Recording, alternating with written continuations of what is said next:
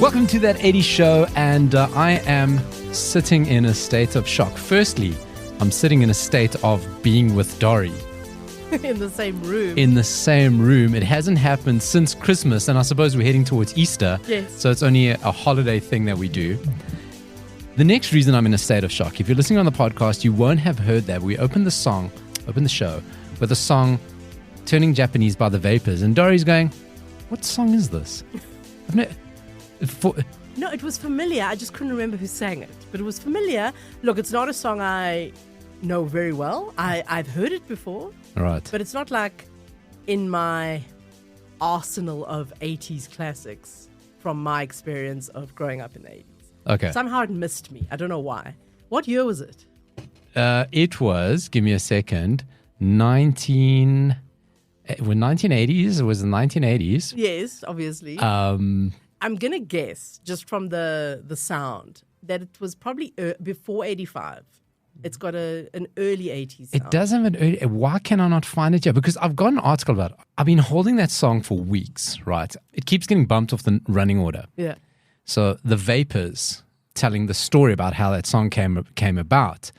So the Vapors, the lead singer was a lawyer, right? Dave Fenton. Okay. So he starts out as a lawyer but loves punk.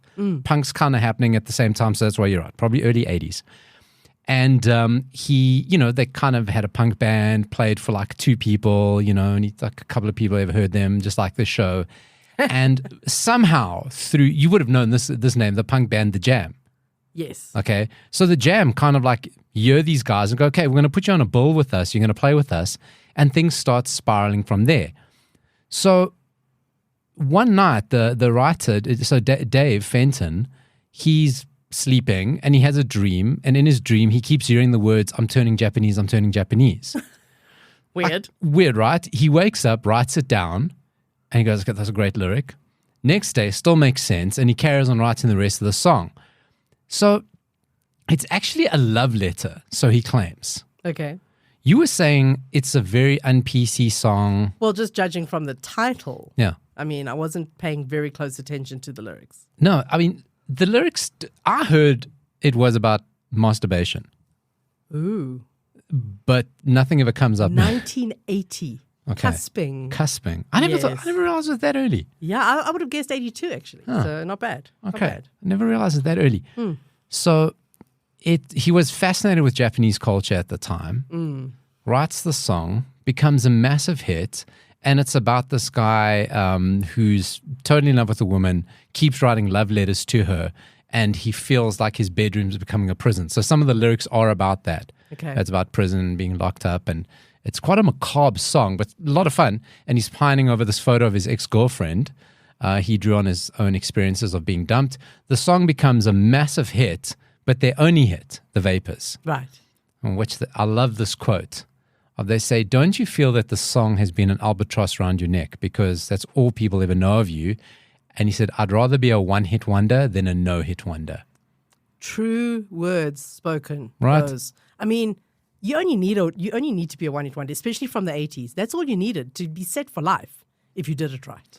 And especially so in the 80s, we had Turning Japanese. There was Kung Fu Fighting, because the beginning of that song's also got that little ding, ding, ding, ding, the little oriental chime. There was Big in Japan, right? So the 80s are like they're fascinated with the East. The whole East was opening up. One-hit wonders. But that's the thing. Don't do a song about Japan. Yeah. You'll be a one-hit wonder. So did they not have any other hits? Well, they had other songs, but they never had other hits because of Vapors. Yeah. I mean, they vaporized. They vaporized.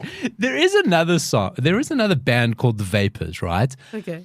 So they're a Brazilian band, and they have a song. Oh, I'm going to pull it out in the show one day because it is from the 80s, right? Okay. It's played at all the Portuguese weddings when the bride and groom leave. Okay. It's the last song played at all the Portuguese weddings. It's called Boa Sorte. It means good luck. Okay. And it's just this like anthemic, traditional old song. And they're also called The Vapors, right? From Brazil. There's a confusion there when I'm going to play you that song. No, but I'm sure you don't need much of an excuse to play, Portuguese disco. But then I have to leave. So that with my bride. We'll end the show with it then. Okay. Yeah. No, we're doing ending the show today with Simply Red. Yes, is your no, request. not today. Another time. You did a Yes. Simply Red rabbit hole. I went down the rabbit hole. Yeah. So remember, I've told you before. There's an 80s version of Wordle called Hurdle. Yeah. Hurdle 80s. Yeah. Poor guy. I see him on Twitter every day. There's like something wrong with his server, crashes server, songs don't play in certain countries. Well, I mean, 90% of the songs are not available here because he works through SoundCloud. And for some reason, SoundCloud the majority sucks. of songs are just not available on SoundCloud in South Africa. So Let's take a moment there. Have you ever tried SoundCloud? Yes, it's horrible. It is the most complicated, unless you're a bedroom techno DJ. Like there is no use of SoundCloud. I mean, my husband uses SoundCloud, so that explains that he is a bedroom techno DJ, kind of. It's just for musos. Yes, right? no, absolutely. Like absolute musos, yeah. Yeah, so he loves it, but yeah, I can't bear it. Yeah. And everyone's like, "Oh, download the app; it works better." No, it doesn't. I tried that. It does not. And it breaks Wordle. Yeah, so Hurdle. So Hurdle doesn't work most of the time, but I always, if the song is not available on it, it gives you a little link to say, here was today's song. And I click last night, and there is Money's Too Tight to Mention by Simply Red. And I'm like, oh, I loved Simply Red so much. Not so much now, but I loved them in the day, especially those first two albums. Those first two, before he became Mick Hucknall with the hair. Dick Fucknall is that? That's what I call him. Exactly, before he became the ass. Yeah. When he was still simple and his hair was shorter and he was talking about money struggles and he wasn't sleeping with every single woman who he met. Although by the second album, a lot more of the songs are about sex than money. Right. The first album is all about struggle and money and, all that. Change the meaning of Money's Too Tight to Mention. Yeah. Yeah. and then all of a sudden, obviously, they exploded. He got rich overnight and got all the women. Mm-hmm. So the second album is a lot more. But I was like, okay, I don't like Spotify. I've said it before. Right. Don't like it. Okay, so you don't like SoundCloud, don't like Spotify. No. You're like me, cassettes and vinyls. Like, screw streaming. I actually like YouTube the most to listen to music. Yeah. I do not have YouTube Premium though. So if I'm listening to No one does. No, I'm going to get it. We're on YouTube. We're going to be on YouTube, this podcast as well. Yes, we Yeah. are. So because YouTube is now the place to be. YouTube's the place to be. So I've been putting all our shows, Yeah. or AI or something has been putting all our shows on YouTube. Yes. And now it's being set up as a podcast channel, and we're going to be on YouTube Music soon. Yes. Yeah. So get So us there as if well. like me, that is your preferred Yeah. place. No you're video. in luck. No video. Thank God for you guys. Yeah. Oh, And there's only so much teased hair and Lumo clothing one can handle in a day. I mean, Dori commented on the size of my shoulder pads today. Yeah, so I am going to actually get YouTube Premium because last night I realized I want to listen to music, but I also want to play a game on my phone.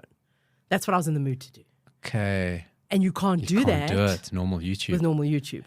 So I was forced to use Spotify. And listen, YouTube owned by Google, the struggling little startup, we got to give them any helping hand. So Yeah. I mean, 50 Rand. So do they have succeeded. I'm going they got you. to get YouTube Premium. They got you. Also because we are as a family, we are sick of the ads. We're over them. No. We watch YouTube a lot as a family. Like often, especially, I've got a 15-year-old. What do you think 15-year-olds do? They watch YouTube all what they freaking. do. If they're not on TikTok or Instagram, they're on YouTube. And mine loves all these teenage YouTubers. Yeah. I have to say, there's a couple that are not bad. I've been sucked in by a couple of them who do entertaining videos. You get it. You get it. I've been sucked in. So I'm like, okay, but then we're watching, and then there's an ad, and then we watch, and then there's another ad. So I'm like, okay, fine, we're gonna buy it. We're gonna pay the money so that we don't have to deal with this. But yes, so I got sucked into the Spotify Simply Red rabbit hole last night and remembered, oh my God, I was obsessed with these guys, obsessed with them, loved Simply Red so much, and I was like, I'm gonna tell Paulo we have to play Simply Red on the show today. Okay, And so that's what I've done. that is a long throw forward towards the final song. The final song, Infidelity by Simply Red. I've said it before, went to watch them in concert.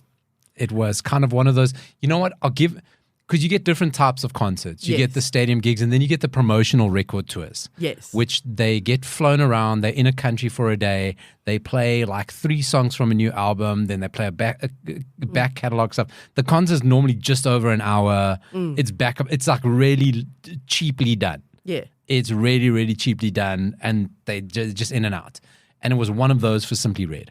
So I was also there, and I enjoyed it. Were you in the VIP because we were working for the radio station at the time? I was in that was the only Golden benefit. Circle. Okay, you see, I was in because that was the only benefit we had because they were one of my favorite bands. So I was like, I need to be in Golden Circle. But yeah, it was what it was. It was the idea that I was watching Simply Red. By then, they were also into their newer stuff, which I didn't love so much. Yeah, they were promoting that particular album, you see, which was the long-haired Dick Hucknall stage, and I was like, I'm over it. Okay. So, dear celeb savant, no Simply Red interview for you. Do not quote us. No, I won't say no. No. You won't say no. You want I would still speak to Dick Hucknall. Okay, so we speak to Dick Hucknall. Got to tell you a little peek behind the curtain, right? So Dori and I are doing a show. Obviously, we're sitting across. We've got very nice microphones in front of us, as you can hear. But it distracts me that the microphones are in the way, where normally I don't see you anyway when we record, when we do the show. There's not much difference. Yeah, weird. Anyway, so I do see your shoulder pads though, and your long locks. I mean, it is. I'm sporting full Billy Ray Cyrus mullet, but skullet. Nothing on the top, just the skullet part of it. The other day, like you go down Simply Red rabbit holes. I wondered what Bronson Pinchot has been up to lately. Come on, you wonder that on a daily basis. Yeah, I know you. And I actually do know what he's been up to. Because they're remaking, or they're doing, is it a remake? No, they're doing a sequel to Beverly Hills Cop.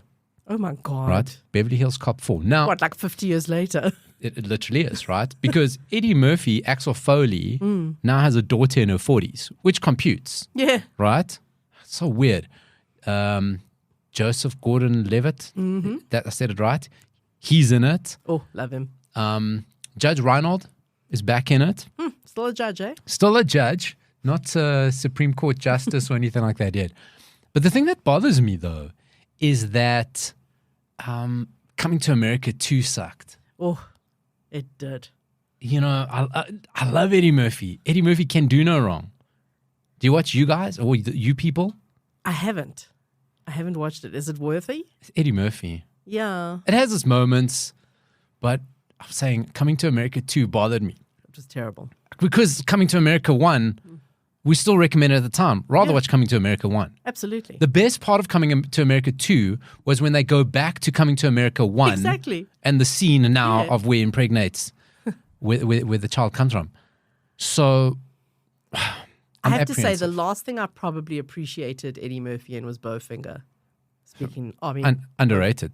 Bowfinger's one of the greatest movies ever made. Steve Martin, lunatic. I mean, underrated. It is hilarious. Underrated comedy. Yes. So, Beverly Hills Cop 4.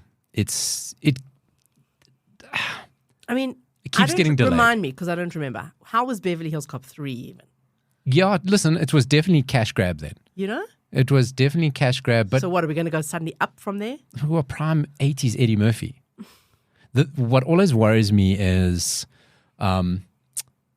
delays, production delays, reshoots. Because it was supposed to have been out in April already. April's next month, right? No sign of it in April. So you already know, you start getting a little bit cautious. However, yes, you got to go, look, Eddie Murphy, he's due a massive one because Coming to America 2 wasn't great. You People was fine. So on that trajectory. But the biggest thing of Beverly Hills Cop was the soundtrack. What is the soundtrack going to be? They're definitely going to bring it back because it'll be like a dubstep version. Okay. Definitely. Yeah. I don't know if I love that idea, but okay. I'll keep an open mind. But Bronson Pinchot. Yes, is in it. Balki Bartokomousi comes back. Yes. I'm going to remind you of his character. I vaguely remember his character. Oh. I'm gonna play this here to vaguely remind you. I'm fine. My name is Serge, and how can I help you? Yeah, I'm looking for Miss Jenny Summers. She's very busy today. Maybe you give me your name? My name's Axel Foley. And what it's pertaining? I didn't understand what you said. Pertaining, what it's meaning, regarding. Oh, what's it regarding? I'm an old acquaintance of hers. Danae? One moment. Don't run and tell Miss Summers that Mr. Ahmed Foley is here to see... Axel Foley. Axel. Ahmed, Axel. Axel. Foley is here to see her. These are all the quaints. Donnie, cover this up. It's I'm like sorry, the breast I'm of real a dog to scrub for the customer. It's not sexy, it's animal. No, it's not sexy at all. May I offer you something to drink? A wine, a cocktail, espresso? No, I'm fine, thank you. I'll make it myself right back there with a little lemon twist. It's good. You should try it. No, I'm fine. I see you look at this piece. Yeah, I was wondering how much something like this went for. $130,000. Get the fuck out of No, here! I cannot. It's serious because it's very important piece. Have you ever sold one of these? Sold it yesterday to a collector. Get the fuck out of I'm here! serious. I said it myself. Axel Foley, what on earth are you doing here? How you doing? So that is Serge. I love Serge. Serge is amazing. So he comes back and there are some on-set photos of Bronson Pinchot as Serge. 40 years later. Yeah. Okay, there's a little... Doesn't that scene feel completely ad-lib to you? Totally. I mean, Totally. they probably said go wild. I'd love to see the outtakes of Oh that. my God. I mean, just prime Eddie Murphy and Bronson Pinchot just ad-libbing, right? Totally. So that's what so that's him now with a nice little blonde wig. And he has got the most amazing floral pink shirt. Okay, you can hear Serge is so over the top. He runs camp. he runs a art gallery. Yes. White pants and black Birkenstocks. Bronson Pinchot has aged well. Can we just say at this point? Do you know what? In the rabbit hole, the Bronson Pinchot rabbit hole, I found out that over lockdown, he lost something like 30 kilos. So he's looking like, because he got large, and then he's like looking good again. But you're right, he did age well. I think you need more love for Bronson Pinchot. Right? I think he's due kind of one of those late career revivals. He's always been like a B-side character, like the sidekick, never the main guy. Yeah. He's our main guy. He's our main guy. I love him. He makes me so happy. I think we should interview him. I would do the dance of joy. If I would do the dance of joy. Have we spoken about Cocaine Bear? Well, Paulo, that was my plan today. Okay, right. Dori and I do movie recommendations every week. We do not know what the other one's going to recommend. I'm bringing all the SEO for you this week, Paulo. But by that, I assume that this week you're going to talk to me about Cocaine Bear. I am. Right. I am. Why are we talking about Cocaine Bear? I'm going to hand it over to Dori. I've got some factoids on myself, which I'm sure you're going to bring in. No, I have very few factoids. Okay. So you can bring them in. Cocaine Bear, let's go. Okay, I heard about Cocaine Bear because our friend, the celeb savant, the chart savant, celeb savant, Barrett, he goes to all the movie premieres. Now, And I just want to point out on that. Right. I love movies. I never get invited to those. no. Listen, they happen during the day. You don't get a +1 for these. This is a press thing. It's not like you can bring a +1 to these previews. Dori, and I'm not even talking shit.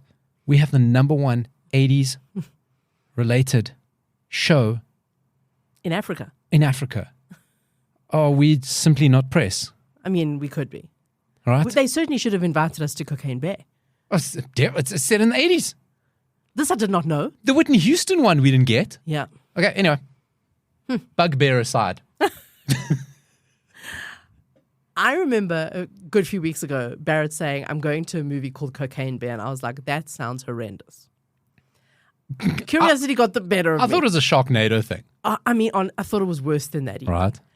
Curiosity got the better of me, and a couple of weeks ago I was like, okay, I'm going to just like watch a trailer and see what the hell this thing is, because there was lots of mumblings about it on social media. I watched the trailer and went, no. No. Really? No. That trailer would have convinced me. Exactly. This is way more your type of movie, right? Then I have a friend, a good friend, whose taste I respect. And he's just immigrated to Ireland, and he posted on Facebook how he's found this little cinema in Dublin where you pay like a flat fee and you can go watch as many movies as you want in the month. And that's good because he's probably living in the cinema, because if you know anything about Ireland, you ain't finding a house right now. No. He's living in a lovely apartment. Oh, He's a lawyer. Oh. His wife's an engineer. Oh, you told me about these Yes, people. no, Oh, yeah, they're they living don't fall large in into our Dublin. problem. Yeah. But at the same time, because he is a lawyer in Ireland, he needs to escape. and he's trying not to be an alcoholic, which is very hard in our. Oh, tell me about it. Very hard. You can buy some beers at McDonald's. I mean, so I think he's like, okay, I'm going to go watch movies. And also he got into the Oscar buzz and he was like, oh, I'm going to watch all these things. And he posted on Facebook the other day, I'm going to go watch Cocaine Bear. And I was like, I rolled my eyes. I literally rolled my eyes. He then followed that up with, this is movie of the year. Nothing will come close. It's great. It's the best thing ever. So I was like, okay, let me investigate further. That was when I realized that it was based on a true story set in 1985 with some great 80s tunes on the soundtrack and went, sold. That is my movie for this week. That's what I'm saying. That's what I'm saying. Exactly. So I was like, fine, I'm going to do it. I did not expect to enjoy this movie. I did enjoy this movie. I did.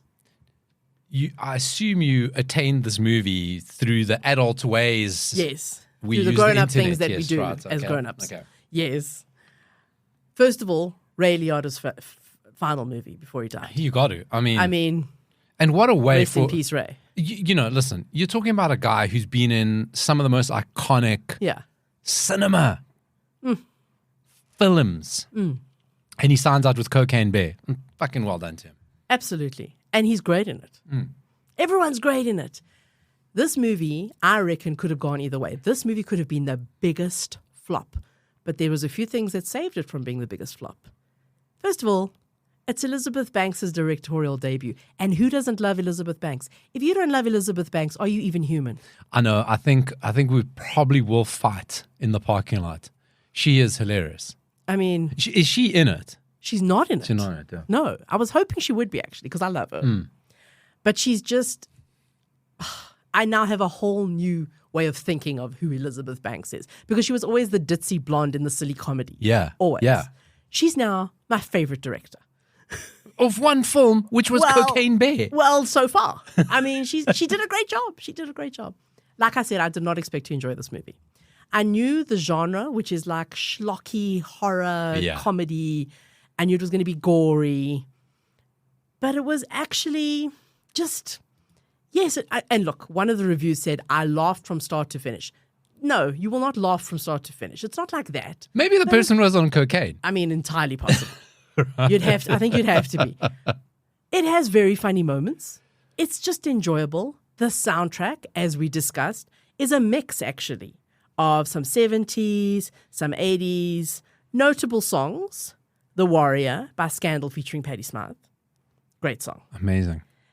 The Jefferson Starship song, which is actually over the opening credits, is actually from 1979. We'll still consider it an 80s song. You know what? People were listening to it in the 80s. The thing is, I would like to claim Jefferson Starship. Yes. I feel it'd be a pity to let a few months, rob exactly. us. And I mean, it was just, literally a few months later, they were Starship. So, a few years. But we'll let that slide. Jeffrey Osborne on the Wings of Love. Oh, my God. The cheesiest. I can only imagine the phenomenal scene that's used in. It is so perfect. Have you not watched this movie? I haven't watched it. Oh my God, Paulo, you have to go watch this movie today. You are going to so love this movie. Okay. I mean, I'll the scene where Jeffrey Osborne on the Wings of Love plays, so perfect. So perfect. Berlin, no more words. You see, here's the thing, right? Everyone knows Berlin, one song, Take My Breath Away. Last week, introduced you to Berlin Masquerade. Yeah. Here's another Berlin song. Exactly. Have we been sleeping on Berlin? No, I don't care. Dori, you got to give Berlin the other songs a chance. I still don't love them. Not German. They're not German. I know. Depeche Mode just can't get enough. Also, in such a pivotal scene. Oh, it has to be. So good. And then, for the closing credits, a remake of White Lines. Pusha T has done a remake of the 1983 classic White Lines. And it is just so perfect. Oh, my word. Guys, just watch this movie. Go in with extremely low expectations, though, because... You've pushed them up there, though, Dori. But I had very low expectations. I had low expectations, but I'll take your word for it. No, there's a few other... So first, so it is set in 1985. It is based on a true story. I don't want to give too many spoilers, although I don't think you can give spoilers for this movie. I think it's impossible. No. But basically, the real thing that did happen was that in 1985, a man threw a whole bunch of bags of cocaine out of a plane that was traveling over like this wooded national park area in Georgia. And then parachuted down, but he screwed up and his parachute didn't open and he died. Right. And They then, found him lying. The article I got, yeah, September 11th, yes, 9/11, 1985, they found him in a driveway in Knoxville, Tennessee. oh, sorry, yes. Right? But it went the plane was traveling. So Right, it was so just traveling. Tennessee and Georgia. It was all no, all over the but place. why Knoxville is funny because isn't Johnny Knoxville in it? He is in it. He might be. Johnny Knoxville is. I don't know him personally. Johnny Knoxville, the Jackass guy. Yeah, I've never watched Jackass.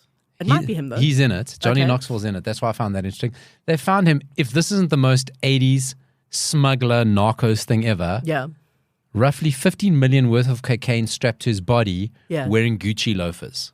If you're not a narco in the 80s, that's like without Gucci I loafers. mean, so funny. So that's the guy. Found him lying in the driveway. So another very subtle nod to the 80s, which I got. There was a great TV series called The Americans. I don't know if you ever watched it, which was basically about these two Russian spies who were living in America in the 80s. Okay. They were Russian. They were put together as a couple. They were sent to America. They were taught how to act American, and they had kids and they lived an American life, but they were Russian spies. Great series, actually. The woman played by Kerry Russell. Oh, it's a new show. Yeah, it's yeah, not yeah, new. yeah. It's Well, not new. newish. Newish, yeah, Not yeah, yeah. 80s. No, I it wasn't thought it was from the 80s, yeah, No, yeah. not from the 80s. Yeah, 'cause I know that I one. think it came out in like the late 90s, early 2000s. I didn't pick up that. I didn't pick up that was the story at all. Something I'm totally not interested in. Really good show. Okay. The Kerry wife Russell's in played by it. Kerry Russell and the husband played by Matthew Rhys, who is the parachutist in this movie. Ah, okay. Little nod Right. to the Americans. Yes. Might have been a coincidence, but I picked it up. There. So Kerry you haven't Russell- you haven't finished telling us the real story. What happened? Yes. But I just So- want to mention Kerry Russell's Okay. pink tracksuit. I've seen that in the trailer. I mean, I saw that in the trailer and still didn't really pick up how 80s it was. yeah. I wasn't paying attention. It is the most beautiful 80s-ness of the show. The true story. So the things got thrown out, and then what happened in real life is weeks later, forest rangers or whatever, park rangers found a dead bear yeah, whose stomach was full of cocaine, yeah, but full. Yeah, he It ate. had obvi- No, how he much? ate it. How much did he eat? So much. A lot of it. So much of the cocaine. More than Johnny Depp. That bear to this day has been taxidermied and is in a mall in Kentucky. I've got the picture. Yeah, have you seen the picture? I have seen the picture. It is Do outstanding. you have the factoid about how he has married people? Oh, yeah, married. They dress him up Yeah. seasonally. He has with a Christmas hat. He is a famous taxidermied bear. He was known as, do you have his name? Pablo Escobar. Yes, that was it. God damn it! Why did I forget that? Why is it even written here? Why did I forget that? That's the best. Pablo Escobar. Pablo We could not have come Escobar. up with that. I mean, we could have. We could have. If they'd would just have, given us definitely. a minute, we would have come up with it. Pablo Escobar. They found 40 open plastic containers with traces of cocaine. He ate 40 plastic containers. So I assume maybe an ice cream tub size. I don't know. 'Cause, I mean, in the you're not movie, smuggling it's it. like, wrapped in the brown paper with the tape Yeah. kind of thing, like you've 40 seen. of those, which would have been, so what's it here? The Associated Press said the autopsy, 3 or 4 grams of cocaine in his bloodstream. Yes. Although 3 or 4 grams, although the bear would have consumed even more, rumors have circulated the bear ate all 40 containers, which would be about 35 pounds. What is that? About 17 kilograms. Something like that, 17, yeah. 18 kilograms of cocaine the bear ate. It just, do bears not have taste buds? Cocaine is horribly bitter. It's a freaking bear. Don't bears eat its own shit? I don't know. But They do. Animals eat their shit when they're anyway, sick. so in the movie, it is imagined, and there's no proof that the bear actually killed anyone in real life. Well, that's the thing, right? So if you watch the trailer, Yeah. it's horror. The bear takes cocaine and it's Goes on cocaine. mad. It's just on cocaine. It's Imagine, Motley Crue, and Kiss. And Bon Jovi weren't bad. No. Who else? I can't even think of 80s like disruptive bands. Alice Cooper. Like just going, right? Yeah. So that's how it imagines us. Yes. But in fact, the bear ate it And died. You eat 18 kilograms of cocaine, you die. But props to the writer of this movie because they went, but what if? But what if? And What if we had a narco bear? It's so funny. It's so funny. It's gory. It's funny. The whole like Ray Liotta storyline of this like drug boss who's trying to get his cocaine back. It's so funny. It really is. It's so entertaining. I mean, why I've not watched it yet, I don't know. Yeah. But because I was fascinated by this concept of a bear eating all this cocaine. Then, of course, it had to be 80s because it was now the bear would have eaten Molly or opioids or whatever, right? I don't know. Okay. Then I found out 80s, right? Then Ray Liotta. Now you tell me the soundtrack. It's like, why have I not watched this? Why have you not watched it? So I'm a poor person, Dori. It's okay. You have time to catch up. Poor moral fiber. And you know what? It's like I've been watching drug shows because I'm watching this episode about narcos on a Discovery or National Geographic. So it's not like I'm not in the drug mindset or the drug show mindset to me. Yeah. Mom, I'm in drug show mindset. Clear. Yeah. I mean, as a fan of Miami Vice, I appreciate all cocaine-related storylines. So, but it surprised me. Look, there are parts that are very gory. That are like disturbingly gory. I've seen in trailers arms and things like that. Yeah, those aren't even so bad. Okay. Like there's a scene that actually made me go, ugh, which I won't share. All right. But just be prepared for that. And yeah, it's not kid-friendly. Not a kid-friendly movie. Even though the kids in it are hilarious. There are kids in it who are so funny. Oh, I cannot wait to watch this. I'm all over the Cocaine Bear. Cannot wait to see the reimagined songs. Cannot wait to hear them. We're going to post up some photos of the real Pablo Escobar, him right now, stuffed. Great recommendation, Dori. You're welcome. Great recommendation.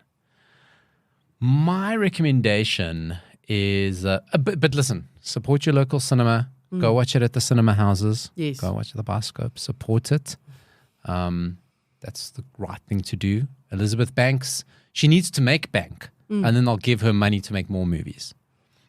But like I said, this really could have gone either way. Yeah, because I can imagine. It could have been, oh my God, this is a pile of crap.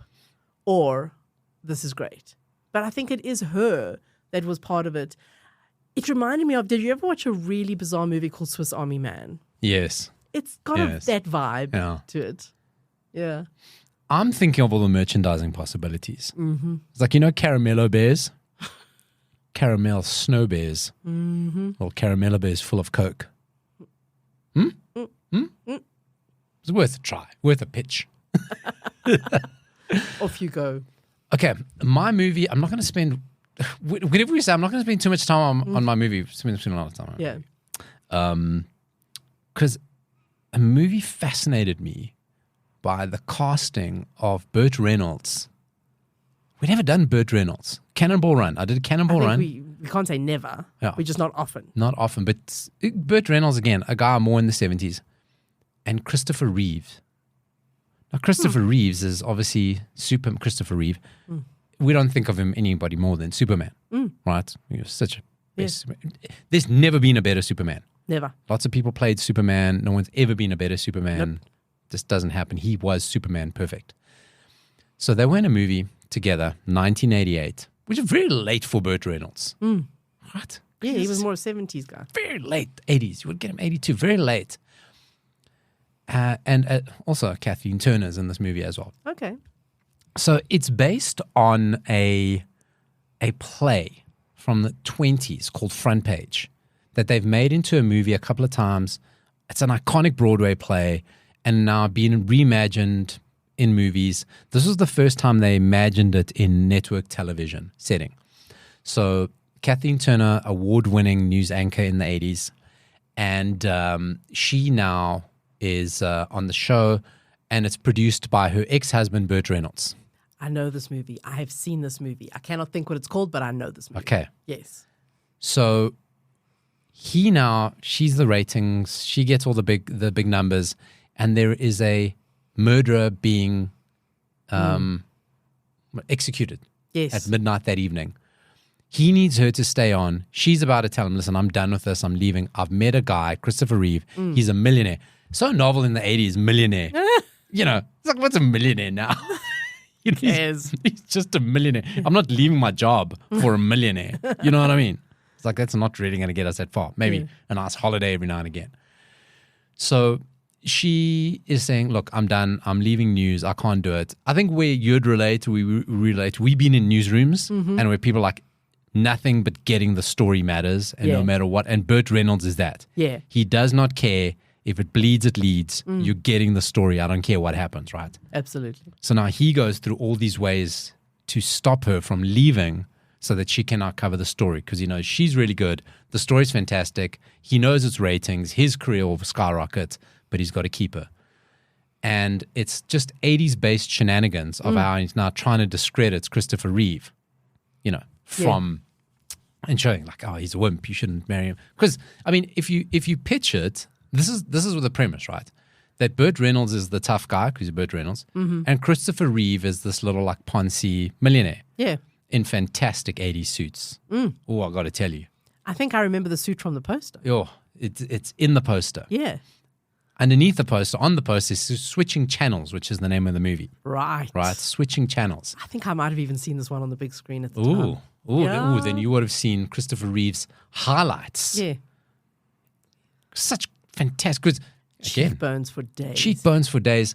But the premise is you're trying to paint Superman as a wimp. Yeah. It's like, even as Clark Kent, he wasn't a wimp. No. You know, he was Superman. And they're trying, like, there's one pretty funny scene. We try to put him in a lift. He's scared of heights. Need a whole thing. Rescue teams come to get him. It's like, but that's Superman. He's obviously just Clark Kenting it now. Yeah. I mean, it's just an act. He's a pop out of it. So that's the movie, Switching Channels. Novelty, because it tries to paint Christopher Reeve. It makes you sad about what happened with Christopher Reeve. Yeah, I mean, that's just always sad, though. Because he could really have been, like, I mean, he did great work after the accident, but great Could loss. have been acting to this day with his silver fox kind of looks. Huge. Although, can you imagine how many times they would have put him in DC Universe movies? Oh, that would have been horrible. He would have been in all the Superman shows. Hopefully he would have just said no. I hope he would have. Because you know he would have been in all of those. You know they would have bought him cash grabs. But anyway, he would have been around. You know, you just look at Dolph Lundgren, what he's doing. You know, the guy Him and his nipples. Oh, God. You say Dolph Lundgren and all I can see are the nipples. Yes, true. True story. So give it a watch. And it also made me imagine that, so the previous versions are always a similar story, but set in a newspaper. Right? And this was the first time they did TV. I imagine one set now either at like a BuzzFeed type place. Yeah. Right? Or like a unscrupulous podcast network. And then the lead story is like some spurless anti-vax claims. Like DTMF aliens or something. Dwarfs. Just imagine said like in Joe Rogan, you know, the Joe Rogan show. And they're like just going to, that story's not true. It doesn't matter. I'm leading with it. So that is my movie, Switching Channels. Quite frankly, I'm embarrassed to bring it to you after Cocaine Bear. I won this week, that's for sure. I think you won this month. I think you took all the things you took. As long as it'll make you watch the movie, that's what counts. I don't know why I didn't watch it. I don't even know why I didn't watch it. So my movie, Switching Channels, the full movie is on YouTube. Is it? Full movie is. Put on a decent version? A VHS version. Oh, okay. So, I mean, come on. Yeah. I was going to be with the bad sound and everything. All of it. So that's it. So put it on in the background. It fascinates me how they do that. So you've got the technology to get a VHS quality on YouTube, but you couldn't make it look better. All right? I suppose they're not digital They're not remasters. trying. They're just not trying. Exactly. They're just like, let's put it on. I know. It's like they called it in, like I called in this week's movie recommendation. It's fair. I've been calling it in for a bit, so Okay. you were due. I was due. Burt Reynolds, I hoped he would do right by me. But now I just feel let down by him. The moustache failed. And that's disappointing for me. That's very disappointing for me. So since I'm going to be on the internet looking for Cocaine Bear, like somewhere I can pay for it. Of course. Obviously, I'll be Yes. Googling.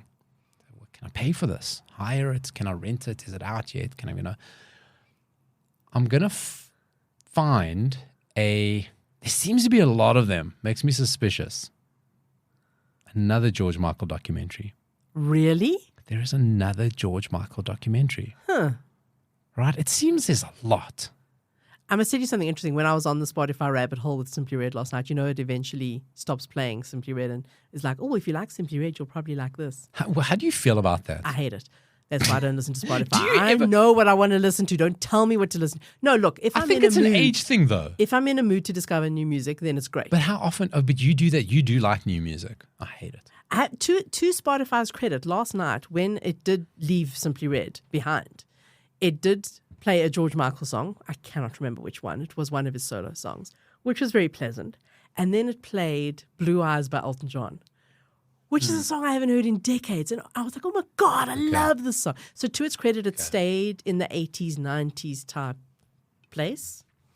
But yeah, that's why I don't like Spotify, because I'm like, I know what I want to listen to. Don't make me listen to something else. And then it brings up the ad because I don't have Spotify. No, right. Oh, well, if you want to listen to only Simply Red, all you have to do is pay. I'm like, no, screw No. you. Not going to happen. I'm going to pay for YouTube, though. Okay. Or what if YouTube donated a year's worth of free listening to you as a test pilot? As a pilot test. You're not flying it. Okay, anyway. Okay, what is this George Michael So documentary? it's another George Michael documentary because, I got the Google alert, you can imagine. Of course. Bronson Pinchot, George Michael, Mullet. I never know what to make of Kenny Goss. Because it always feels like a cash grab from him. Yeah, Ex-lover of George Michael. yeah. Shame. Was he? I mean, maybe they had something real at one point. You don't know. You went there. Kenny seems to, Trying to capitalize. it always feels like that to me. Is he related to the Bros Boys? No, he's not. Just checking. Is he? I don't know. Could be. So he's George Michael's ex-lover. He pops up. So this is where I get a Kenny Goss alert. Okay, what's going on? So there is a new documentary, George Michael. It's been on Channel 4, and it is George Michael Outed. Right? 2 episodes. I'm going to pull it up here. Oh, no, that's not the one. So anyway, George Michael Outed. It is the story that picks up the story during the whole George Michael going into the bathroom nude act phase. Right.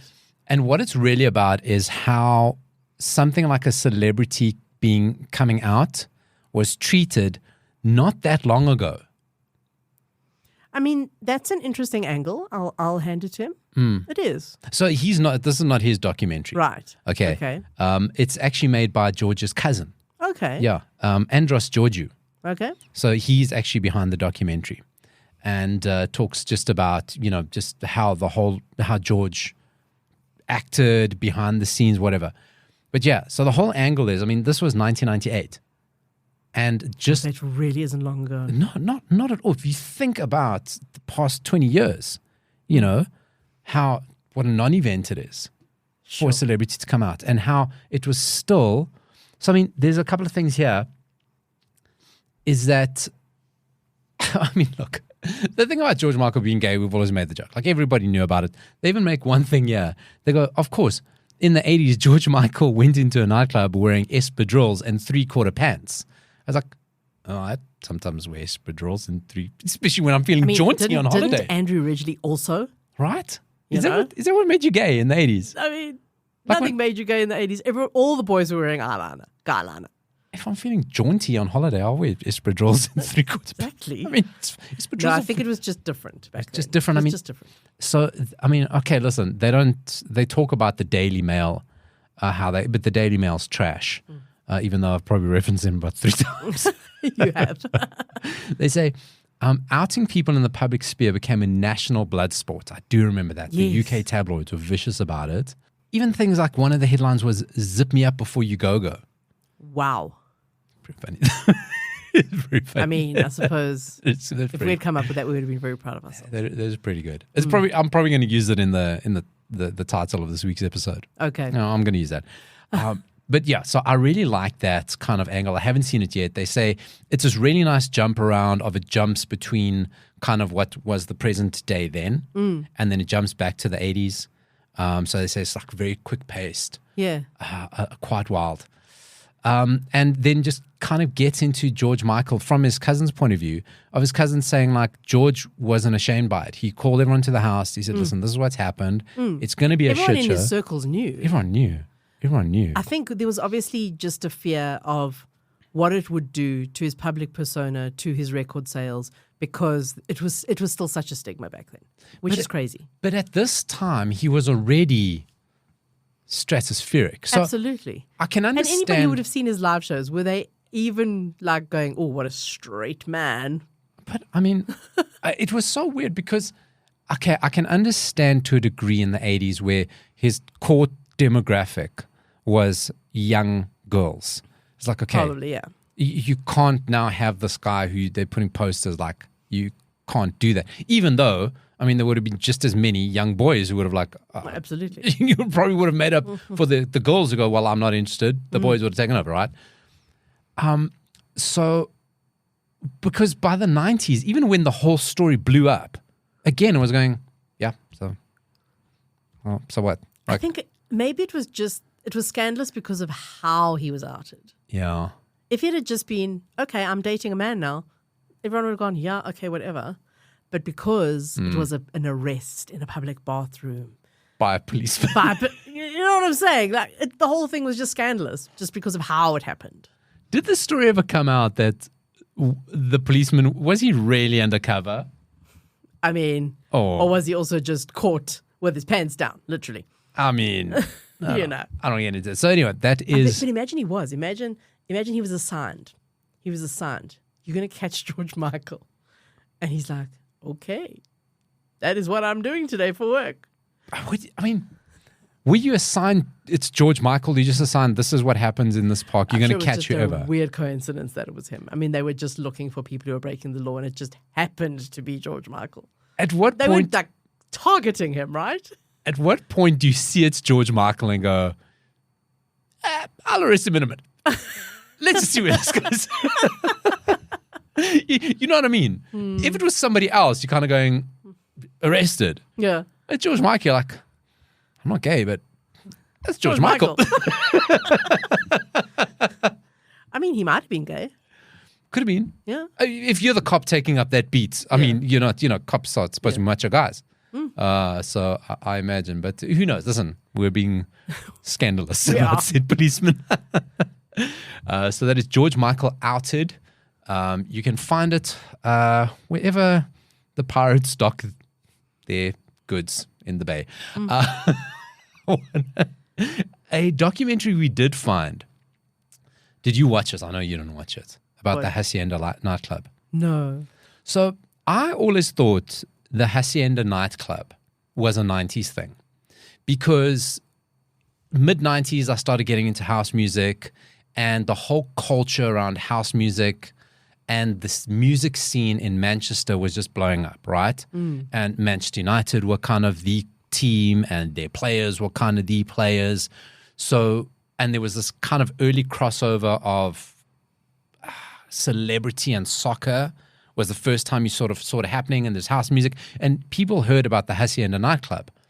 And it was around about the time we started going out to places and clubs and that, and every place tried to model themselves on the Hacienda. Okay. Or clubs like that. Try to like have this industrial look, right? And that was the look in clubs at the time. 80s, everything, carpeted walls, velour everywhere, right? The bright colors. Right. 90s, make it look like a warehouse. Spend a lot of money. To make it look like Or a shitty warehouse. some of the places we went, spend no money, electrocute a few people. You went to the fridge in Pretoria. There were, I mean, Dori, you remember like the doors and places like that. There were There was nothing wrong with the doors. electric cables lying in puddles. These were not safe places. I remember going to a rave at the Rosebank fire station. Okay. We were not supposed to be there. I'm sure not. It was not safe. Okay, but anyway. So I always thought Hacienda was like a 90s thing. It was an 80s thing. Okay. I watched this documentary about the Hacienda, the club that shook the world. And it started in the 80s, right? About to blow your mind. It was started by the remaining members of Joy Division. Huh. So obviously, Joy Division start, Love Will Tear You Apart, the lead singer died. And then they reformed as New Order. Yes. The record company said, well, we got this new emerging scene. Let's put the money you made from Joy Division and kind of the money you're starting to make as New Order, the money we have, and let's open a club where we can play our artists. It's a clever idea, right? And it first becomes this like emerging 80s just cool club in Manchester. It's kind of like all at the same time. Madonna performed there. She came like she was nobody. Yeah. She comes over to the UK. They book her. They say, this girl is going to be huge. She comes, performs one song. She performed on Holiday. That was it. They got footage in the documentary. They got young Madonna. Okay. I mean, it's so weird. Like, nobody knew. They're like, oh, yeah, we could definitely see she had something. Yeah. Okay. So she performs, and then it kind of goes from there. And then there was like a little bit of a stagnation. Then it kind of revives itself as like a kind of a gay club. Then it kind of revives itself as the leading place in the UK for house music. And then that's kind of when it went on from there, tied in with the drug scene.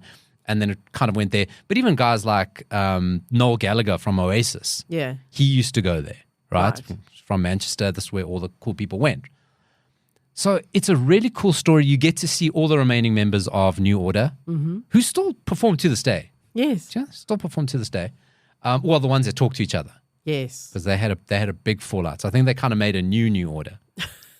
Right? Old New Order, New Order. New Order, yeah. But some of the songs on the soundtrack, you spoke about soundtrack. So it's just cool because it just pops out of nowhere, right? Yeah. Some, documentary. Obviously, lots of New Order and Joy Division songs. Soft Cell pops up in there. Happy Mondays, Talking Heads, The Jam, Madonna Holiday, Donna Summer, Tears for Fears, Black Box, Wow. Stone Roses. I was going to say, if Stone Roses aren't in there, then I don't know what. Oh, Stone Roses are in there. They were huge on and that they all scene, performed there. Yeah. They all performed Happy there. Mondays, Stone Roses. I Candy remember that whole Station. scene. Yeah, that whole, and that's what it's. So if you like that, Yeah. and then you kind of go, hey, I also liked like the beginning of house music in the early 90s, you got to watch this documentary. We'll put the Okay. link. It's on YouTube. I will watch it. What's it called? Hacienda? Hacienda, the club that shook the world. Okay. It's kind of was made of 40 years kind of anniversary of its opening. So it's a couple of years old, but still good. Got Fatboy Slim's in it. He's the one who actually talks about Madonna. He was just a DJ Yeah. there. They said Madonna played the same night. He's like, yeah, we could definitely see Fatboy Slim. It's so weird. But you were nobody. Yeah. Like to think that Noel Gallagher used to go there and nobody paid attention to him. Yeah. He said he used to like sitting here. So Noel Gallagher supports Manchester City, who are the big rivals of Manchester United. He said he used to see the Manchester United players there. Like, I hated it. Like, Is Noel the one who gets drunk and disorderly? Noel? He is. Both Both of them. Both of them. Oh, okay. But they also don't talk to each other? I don't know. Ah, Who knows Oasis? yeah. Yeah. Only They're, like one song. they're their time. What song's that? Which one? Which one does everyone love? Wonderwall. Wonderwall. No. Yeah, maybe. So anyway, that has been that 80s show. Dori, it's been fantastic being in the studio again. Yes. Because I know there's not going to be technical difficulties, which sometimes behind the curtains of that 80s show, when you play Blue Monday by New Order, which is the full 7-minute version, there's been a technical difficulty. But it's a great song, so just enjoy it. It's a great song, so you know that. So we are, as we teased earlier, going to play out with Simply Red, Mick Hucknall. That is what it is. Everything we've spoken about on the show today. Cocaine Bear will be on that 80s Show SA Facebook. Latest from Bronson Pinchot. Can't wait to watch that. Anything that you learned from today's show that you're going to take forward with you in the week, Dori? Well, I didn't know that there's a new George Michael docu. I will endeavor to watch that. I will endeavor to watch the Hacienda. I learned that you have not yet watched Cocaine Bear, which still amazes me. That's it. 20 minutes later. And I've been watching drug stuff this week. So hopefully That's next on me. week you will report back on Cocaine Bear. That's on me. Yes. That's on me. What about you? Did you learn anything? Listen, I learned that I should watch Cocaine Bear. Yes. Pablo Escobar is waiting for you. I mean, if I ever came up with a pun like Pablo Escobar, You'd be done. wrap me in tinfoil and put me in the fridge. I'm done. Thanks for joining me, Dori. Goodbye. Bye.